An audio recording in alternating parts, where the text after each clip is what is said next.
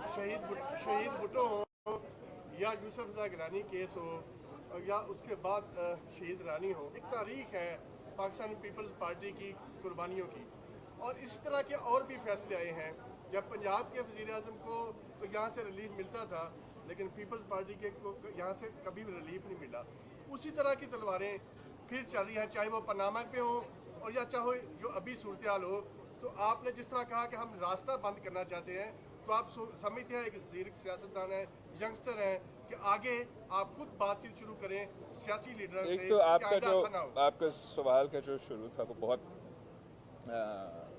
अच्छा था, मगर उम्मीद है कि इस बार सिर्फ और सिर्फ पीपल्स पार्टी को और पाकिस्तान के अवाम को कायदे अवाम के केस में रिलीफ मिलेगा। बाकी जमातों का भी हक है, उनको भी इंसाफ मिलना चाहिए, चाहे वो मुस्लिम लीग नवाज हो, चाहे वो तरीके इंसाफ हो, उनको भी हर किसी को ये हक है कि आइन कानून के मुताबिक उनका केसेस का फैसला किया जाए।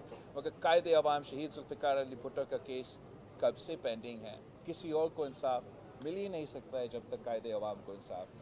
पाकिस्तान के अवाम इस इदारा को इंसाफ देने वाला इदारा मानेगा नहीं जब तक कायदे अवाम शहीद जुल्फ़िकार अली भुट्टो को इंसाफ मिलेगा। फिर शायद उनको ये उम्मीद हो कि आम पाकिस्तानी को भी इस इदारा से इंसाफ मिल सकता है।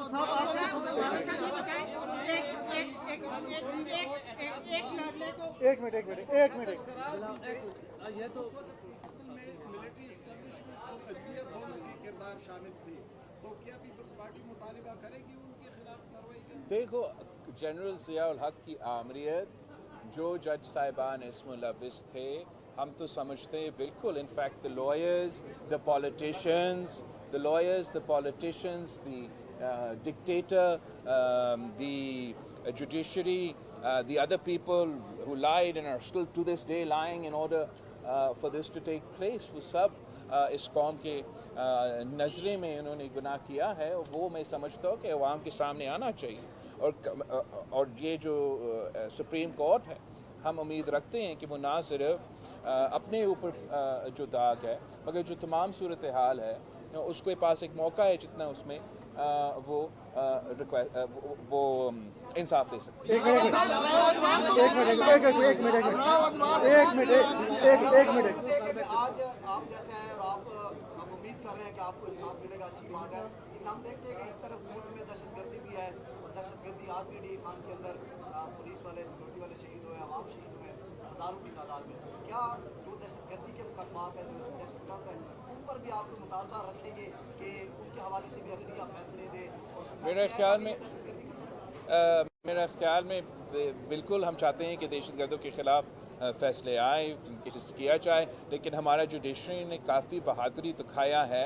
जहाँ तक दहशतगर्दी के वाक़े के आप इसी जस्टिस फ़ायज़ ईसा का एग्ज़ाम्पल देखें जो क्वेटा के वकला के साथ हुआ था। जस्टिस फ़ायज़ ईसा ने एक तगड़ा फ़ैसला भी सुनाया था और उम्मीद है उस पर अमल दरामद भी होगी। हमारा हाई कोर्ट जजेस ने जुडिशरी में से जो लोग हैं उन्होंने शहादत भी कबूल किया है, दहशतगर्दों की हमलों में शहीद हुए हैं। तो इसमें हम सब दहशतगर्दी के शिकार हुए हैं और हम सब को मिलकर इसका मुकाबला करना चाहिए।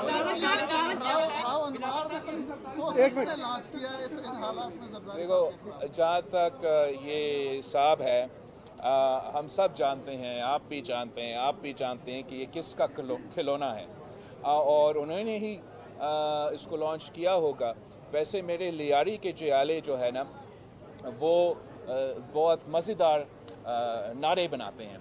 तो इन्होंने कल मुझे एक मैसेज भेजा जब ये सब कुछ चल रहा था कि मियाँ तेरे जानिसार बशीर मेमन रावनवाल। तो ये आपका सवाल का जवाब है। आप ये बता दें कि लेवल प्लेइंग फील्ड एक लाडली के लिए पहले दी गई और एक और लाडली के लिए दी जा रही है। क्या पीपल्स पार्टी के लिए लेवल प्लेइंग फील्ड मिलेगी? इलेक्शन में नहीं मिलेगी? जुलाई साहब कहते हैं कि इलेक्शन हो सकता है डिले हो जाए 10-20 दिन, तो उसमें क्या कहेंगे? सवाल लेकर साहब के आपने सुप्रीम कोर्ट के हवाले से बात की है और इसका एतबार का भी इजहार किया है। इसी सुप्रीम कोर्ट ने 8 जनवरी को इंतखाबात के हवाले से बात की। आसिफ जरदारी साहब ने रात को इंटरव्यू में ये बात कही कि इंतखाबात आगे भी जा सकते हैं। जहाँ तक सर सवाल ये है कि राव अनवार ने उन्होंने सिंगली इल्जामात लगाए हैं, इस पर आप क्या कहेंगे? ओके सो जहाँ तक उस सवाल का मैंने जवाब दे दिया, जहाँ तक फरवरी 8 का इलेक्शन दिन है, उस पे जस्टिस फायज ईसा साहब ने खुद कहा था कि पत्थर में लिखा हुआ है, कुछ सवाल ना करे कि फरवरी 8 के आगे इलेक्शंस हो सकते हैं।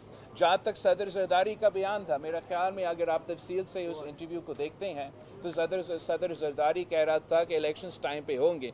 जब उसको मज़ीद प्रेस किया गया, उसने आपका जो जवाब है वो दिया, और वो उसको आप आउट ऑफ कॉन्टेक्स्ट ट्विटर पे, इसलिए वालिद साहब ये सोशल मीडिया का और जो ये नया तरीक़ेकार है उसमें इस तरीके से पेश किया जा रहा है। तो मैं आपका शुक्रिया करता हूँ कि आपने मुझे ये मौका दिया कि मैं क्लैरिफाई करूँ। पाकिस्तान पीपल्स पार्टी जस्टिस फायज ईसा पे 100% एतमाद करते हैं, और ख़ास तौर आज के बाद जो ये सिलसिला चलता आ रहा है, तो जस्टिस फायज ईसा साहब ने वाज़े तौर पे, ताकि कहीं कोने में कन्फ्यूजन ना हो कि फरवरी 8 पे पत्थर में लिखा हुआ है, कोई उस पर बात भी ना करे, इलेक्शंस होंगे। अगर मुझे कोई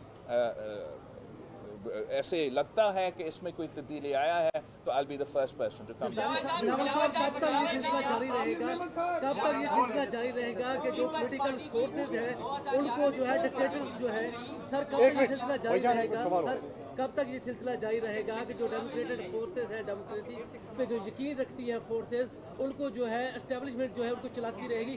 आया ये वक्त आ नहीं गया कि जो चार्टर ऑफ डेमोक्रेसी उसको रिवाइव किया जाए और ये सारी चीज़ें एक होल सम ये वक्त बहुत पुरानी तो पाकिस्तान पीपल्स पार्टी का मौक़िफ़ है, मुतालबा है कि हम सब मिल के अपने दायरे में रह के काम करें, और इसका मतलब ये है कि सारे बाकी इदारे भी अपने दायरे में रह के काम करें, और सियासतदान भी सियासत के दायरे में रह के और जमहूरियत के दायरे में रह के ही काम करें। तब ये मुल्क चल सकेगा, तब हमारा मईशत चल सकेगा, तब हम एक मॉडर्न रियासत बन सकेंगे।